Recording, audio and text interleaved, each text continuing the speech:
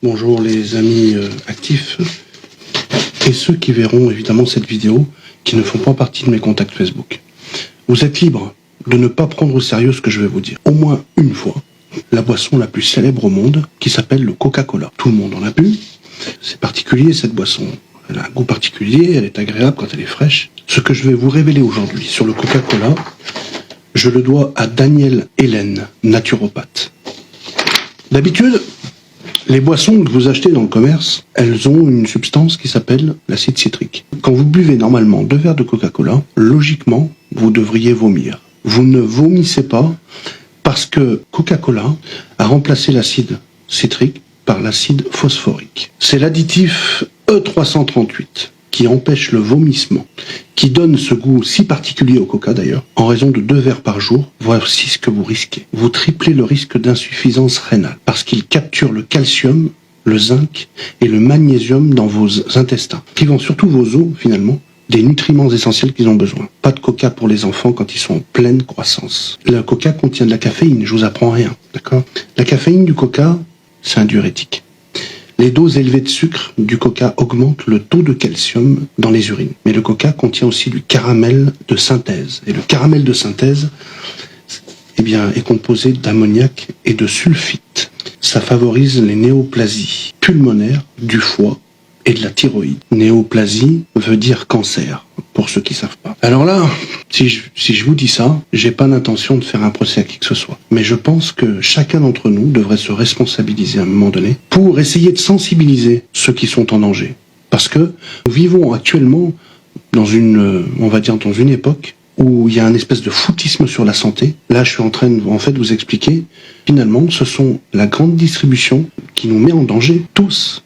Parce que ces produits-là, on les trouve dans la grande distribution, et tant que la grande distribution vend ces produits, les concepteurs vont continuer à en fabriquer. Je vous ai parlé du coca, là, mais il n'y a pas que le Coca-Cola. Il y a tellement d'autres produits dans la grande distribution qui comportent des additifs qui commencent par E. Là, c'est le additif E338. Je vous ai parlé il n'y a pas longtemps de la poudre d'alumine. Les additifs qui commencent par E en font partie. Vous avez des additifs dans le jambon de régime, le jambon blanc, vous savez, le bon jambon, beurre, là, c'est bon ça, hein. Mais le jambon, en réalité, quand vous le faites cuire, il n'est pas rose. Un jambon n'a jamais été rose. Un jambon, c'est marron quand ça cuit. Alors pourquoi il est rose ? Eh bien, tout simplement pour le plaisir des yeux, pour pouvoir le vendre mieux, pour qu'il ait, pour habituer les gens, pour dire que finalement, ce jambon est frais. Mais en réalité, il n'est pas frais. Ce jambon-là, il a un additif qui le rend rose, qui transforme sa couleur en rose. Je vous cite le jambon, mais il y en a plein comme ça dans la grande distribution. Ce que je peux vous dire, je suis pas biologiste ni naturopathe, j'ai simplement des informations, j'essaye de les compacter, et je fais de ces informations, j'essaye d'informer les gens. Je vérifie mes sources et j'informe les gens. Ce que je dis là, c'est pas des conneries, hein, vous pouvez vérifier si vous voulez. C'est-à-dire qu'on mange des choses, on nous empoisonne. Nous achetons des produits en grande surface qui sont conçus pour durer, pour rentabiliser. Et tous les moyens sont bons pour le faire. Tous les moyens sont bons pour faire ça. C'est-à-dire, on va conserver des aliments plus longtemps pour éviter les pertes. Ça, c'est un gain d'argent. On va mettre des conservateurs pour que ces aliments, on puisse les vendre plus longtemps, les garder plus longtemps. Toutes ces choses-là, tout est calculé pour rentabiliser, pour éviter les pertes. Mais vous savez, cette méthode-là, pour moi, elle a le visage du génocide. Je suis désolé de le dire. C'est vrai que moi, je vais à Lidl, c'est vrai que je vais faire mes courses, c'est facile, c'est pratique. Mais je donnerais n'importe quoi pour avoir un jardin et faire moi-même mes légumes. Voilà. Peut-être devenir végétalien, mais pour l'instant, j'en suis pas encore là. Et je pense que, et je prends l'exemple de ce Chinois qui a vécu 260 ans. Vérifiez si vous ne me croyez pas. Li Ching Yuen, 260 ans. Quand on lui a demandé quel était son secret de longévité, il a répondu « Asseyez-vous comme une tortue, marchez comme un pigeon et dormez comme un chien. Mangez un oignon cru tous les matins, consommez des baies de goji, consommez du lingzi, voilà, et restez calme dans votre cœur. » Ça veut tout dire. Cet homme-là, il a vécu 260 ans en respectant tout ça. C'est un ancien médecin herboriste et il vivait paisiblement et il mangeait sainement. Si nous mourons d'un cancer, puisque c'est un sujet d'actualité aujourd'hui, c'est le Covid et le cancer. Si on meurt aujourd'hui, j'ai perdu des potes du cancer, hein, voilà, j'ai perdu des proches, on sait pas, mais bon, le cancer est une maladie qui est un vrai fléau. Et ce fléau-là, il n'est pas provoqué par le bon Dieu, il est provoqué par la bêtise humaine, à cause de l'argent, à cause de l'avidité, à cause de la soif de pognon, parce qu'on veut toujours plus d'argent. Alors on va concevoir des systèmes, on va mettre en place des procédés culinaires, qui va leur permettre de gagner plus d'argent, de rentabiliser et de minimiser les pertes. Alors, évidemment, on va se servir de la poudre d'alumine, des conservants, des additifs. Et c'est comme ça que ça fonctionne. Alors, on s'étonne après, ah putain, mais le mec, il a jamais fumé, hein, il a eu un cancer du poumon.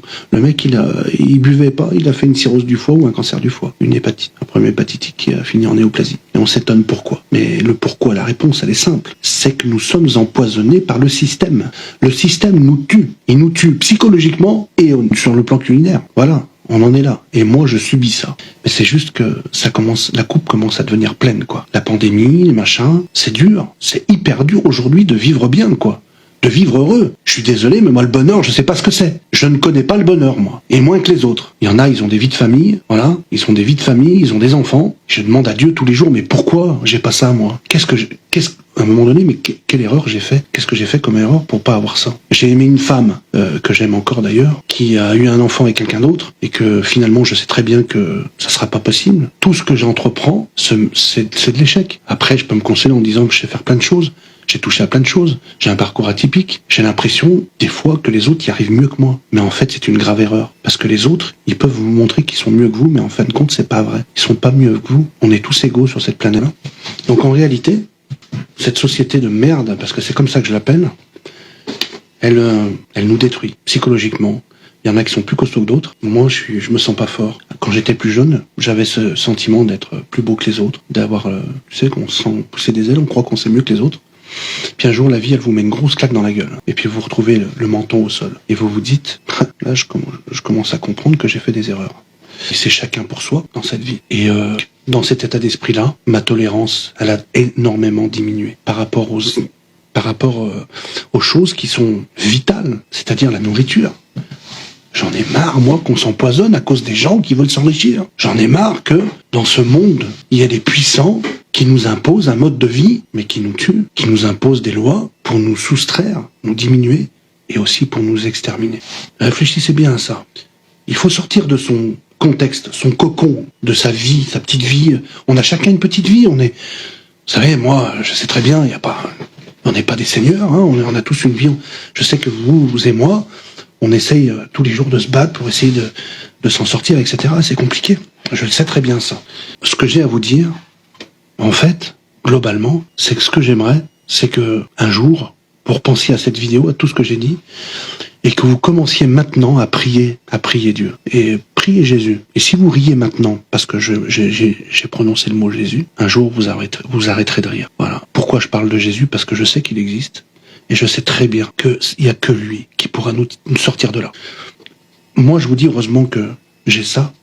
Heureusement que j'ai Jésus dans ma tête, dans mon cœur. J'ai Dieu. Tous les jours, je suis obligé de prier, j'ai personne. Je suis bien obligé de m'accrocher à quelque chose. Il y a tellement de personnes qui ont des mauvaises pensées à mon égard. Tellement de personnes qui se moquent. Parce que j'ai pas une vie comme les autres. Parce que je suis pas marié.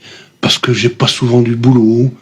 Parce que j'ai rarement de l'argent, parce que si, parce que là, ben oui, c'est vrai. Et vous êtes quoi par rapport à moi? Vous êtes meilleur? Vous pensez que vous êtes au-dessus? Vous pensez que vous êtes à même de me juger moi? Et vous êtes à même peut-être de me mettre à l'écart parce que je suis en échec? Vous pensez que je suis en échec en fait? Ouais, j'ai des échecs comme tout le monde. Je fais pas les choses comme tout le monde, mais ce que je fais me permet de me sentir mieux à chaque fois que je les fais. Et vous devriez faire la même chose. C'est comme cette femme qui a perdu la vie un jour, qui est morte sur la table d'opération, parce qu'elle a eu une EMI, et quand elle s'est retrouvée devant une entité qu'elle disait Dieu ou un ange, on lui a posé une question, c'est Nicole Dron, hein, la femme, si jamais vous voulez vérifier, Nicole Dron, hein, l'EMI de Nicole Dron, et qu'elle lui a dit, l'ange lui a dit, enfin cette entité, je sais pas exactement, il lui a posé une question, comment as-tu aimé? Voilà une question pertinente, comment as-tu aimé? C'est le genre de question, peut-être que chaque personne qui quitte cette terre, peut-être, va avoir, par une entité, par quelqu'un.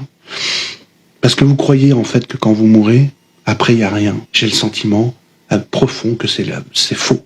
Ce n'est pas la vérité. Moi je pense sincèrement que le corps humain abrite une âme, une énergie, et que cette âme quitte le corps pour aller je ne sais où, pour retrouver une autre forme, une enveloppe, je sais pas, une enveloppe charnelle, corporelle, je ne sais pas. Parce que en fait l'âme ne meurt jamais. C'est continuel. On a notre expérience de vie sur Terre et après on va ailleurs. Peut-être qu'on revient sur Terre sous une autre forme de vie, je sais pas laquelle. On expérimente la vie parce que nous sommes conçus pour expérimenter une vie physique à travers un corps. Quand le corps qui se dégrade ne peut plus prendre en charge la vie, l'âme, eh bien l'âme quitte le corps pour rejoindre un endroit que Dieu seul sait. C'est ce que je pense, c'est ce que j'ai toujours pensé. Et à travers toutes les expériences de mort imminente que j'ai pu voir, les témoignages que ce soit d'enfants, de personnes âgées, j'en vois des centaines. Il y a une congruence, il y a quelque chose qui converge dans leurs témoignages. Cette convergence, c'est ce qu'elles voient et c'est ce que les gens vivent quand elles font cette expérience. Il y a des récurrences, c'est pour ça que je dis que je suis persuadé, je vous le dis, qu'après, il y a quelque chose d'autre. Et je suis pas en train de vous dire que je suis pressé d'y aller. Ne vous affolez pas. Je vais pas me suicider, hein. Non, non. Simplement, je vous dis simplement que apaisez votre cœur pour les gens qui sont sur le point de partir et ceux qui sont partis. Voilà, c'est tout. C'est chiant parce qu'on va plus les voir pendant un certain nombre d'années, mais c'est pas dit qu'on les revoit pas parce qu'il y en a qui revoient évidemment leurs proches, etc. Voilà, j'avais un besoin de parler, de m'exprimer, il fallait absolument que je vous dise ça. Voilà. Alors chaque jour que Dieu fait, arrêtez de penser qu'à vous, arrêtez de vous centrer sur vous-même. J'accuse personne, je dis simplement, si vous faites ça, vous êtes en erreur. Essayez chaque jour de remercier le bon Dieu de vous donner la vie et surtout de vous éviter de souffrir, de pas vous mettre en souffrance, plus que cela. Parce que moi, à l'instant où je parle, il y a des gens qui sont en train de mourir là. Il y a des gens qui sont en souffrance physique, qui ont des douleurs. Il y a des gens à qui on leur coupe les jambes. Il y a des gens qui font des AVC. Il y a des gens qui perdent leurs proches. Il y a des gens dans le malheur. Il y a des gens qui sont dans la guerre. Il y a des gens qui sont dans la famine. Voilà. Il se passe tout ça au moment que je vous parle, et ça, il faut pas l'oublier. Et tout ça, eh bien, il faut pas l'oublier. Il faut y penser aussi. Il faut pas penser qu'à soi-même. Il faut penser à tous ces gens qui perdent la vie chaque jour, parce qu'il faut pas être solitaire. Il faut pas être, comment on dit, faut pas être personnel, je veux dire. Faut pas être personnel dans sa vie. Il faut essayer de vivre avec les autres, et si possible, un peu plus pour les autres. Et là, vous me dites, ouais, mais alors, je veux bien, mais on fait quoi alors? Faut simplement s'intéresser un peu. Faut être un peu moins sauvage. La pandémie nous a mis en sauvagerie parce que on met une muselière, on s'éloigne des gens, on s'éloigne de la proximité amicale, de l'intérêt que nous avions pour les autres. Il faut arrêter ça. Il faut continuer à vivre comme dans le temps. Dans le temps, on traversait la route, on allait voir des voisins, on avait un dialogue, il n'y avait pas tous ces portables, maintenant ils sont tous sur leurs portables comme ça sans arrêt. Ils sont coupés du monde, les gens. Même quand ils conduisent. Vous vous rendez compte vers quoi on va? Et vous pensez que ça va continuer comme ça longtemps? J'y crois pas beaucoup. Il va se passer un renversement. Aujourd'hui, j'ai transporté, et je vais terminer là-dessus. Aujourd'hui, j'ai transporté un monsieur, pas ordinaire du tout, un ancien chauffeur qui travaillait au Sénat, à Paris. Il a travaillé 36 ans. Voilà, il est à la retraite du Sénat, et il m'a raconté tellement de choses sur la manière, sur le gouvernement, sur les anecdotes, les conversations qu'il entendait dans la voiture d'hommes politiques connus. Je vous dis sincèrement, si vous continuez à vous soumettre à ces hauts fonctionnaires d'État qui nous volent, qui nous dirigent, qui nous soumettent, qui nous soustraient, qui nous mentent, si on continue à faire ça sans se soulever. Mais quand je parle de soulèvement, c'est pas le soulèvement de mai 68, c'est un retour de légitimité de nos racines, de notre culture française. Faut pas faire violence. Il va falloir vraiment, il faut que ça cesse. Tout ça, tous ces cons qui passent au gouvernement et qui nous volent et qui font du trafic, etc. Il faut que le 5e amendement soit relu, révisé. Il faut que le citoyen français puisse retrouver une espèce de quiétude quant à l'avenir de la politique en France, quant à l'avenir de leurs propres enfants et quant à la politique qui va gouverner la France de demain. Et pour ça, il va falloir se sortir de son petit cocon et peut-être se sentir un peu plus impliqué sur ce qui se passe. Parce que les gens, ils ont leur petit cocon, ils se suffisent à eux-mêmes, ils se disent ouais, c'est vrai, ils sont là, ils sont indignés, mais ils restent dans leur cocon. Et ils sont là. Et ils se disent, on est volé, on est ci, on est là. Mais c'est tout. Et les minutes passent, les heures passent et ils font rien. Il y a beaucoup de Français. Voilà, pour les élections, les abstentionnistes aussi, pareil, qui n'ont pas voté. Voilà. Et tout ça fait que, en fait, le temps passe, les années passent et rien ne change. Par contre, dans toutes ces années qui passent, il y a des gens qui meurent de plus en plus vite. Parce que la politique actuelle, parce que notre mode de vie actuel nous extermine littéralement. Donc il y a un moment donné, il va falloir prendre les choses en main pour sa propre vie. Et ça, on peut pas le faire soi-même. Pour faire ça, il faut qu'on soit tous ensemble. C'est tout le secret de l'humanité, c'est tous ensemble. On vit pas pour soi, on vit pour tous. Et si un jour on comprend ça, si on arrive à trouver une solution pour que l'être humain se dise tous ensemble, on va dire stop. Mais on va le faire. On va pas le dire, on va le faire. On va le dire et le faire. C'est ça qui va être compliqué. Je vous remercie d'avoir suivi cette vidéo. J'espère que je vous ai pas trop ennuyé avec ma vidéo. Portez-vous bien et surtout, s'il vous plaît, essayez de prier un peu. Priez. Merci à vous.